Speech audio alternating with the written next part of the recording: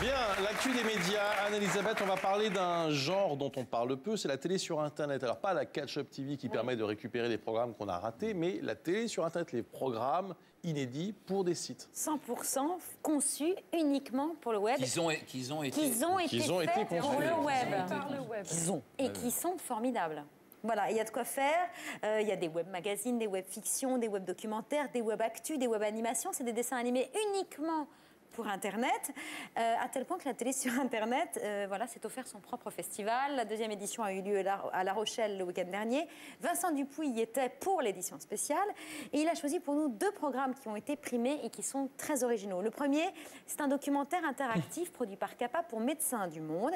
L'idée, c'est d'évoquer le quotidien de sans domicile fixe en France. Mais au lieu de réaliser un reportage classique, là, on va partir de leur sac et des objets qu'ils contiennent. Exemple, on choisit le reportage d'une jeune femme qui est originaire de Roumanie et on l'entend, en cliquant dessus, on l'entend nous parler de sa peur de l'expulsion.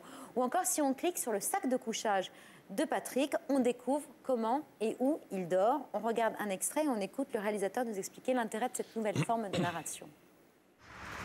Voilà le soir où je couche. C'est petit, mais ça me suffit. Si c'était un peu plus grand, oui, ouais, pourquoi pas, ouais.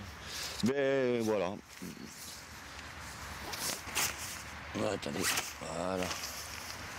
On se rend bien compte que les possibilités qui sont offertes par l'interactivité, ça questionne le fait de raconter une histoire avec un début, un milieu et une fin. Il faut que quelque part, on puisse organiser autrement et les informations et ce qu'on propose à l'internaute. On questionne aussi le type de médias qu'on va utiliser. On voit bien que le travail peut se faire sur des bases de photos, de textes, d'animations en flash et puis de vidéos. Donc, et que chacun de ces médias, finalement, provoque ou une interprétation ou une émotion différente chez le spectateur. On n'est plus dans quelque chose de monolithique. Alors ça, c'est du web documentaire institutionnel, parce que ça a été financé par Médecins du Monde, mais c'est visionnable sur Internet, sur le site www.laviasarc.com. Je comptais 1, 2, 3. Déjà 150 000 connexions. Voilà.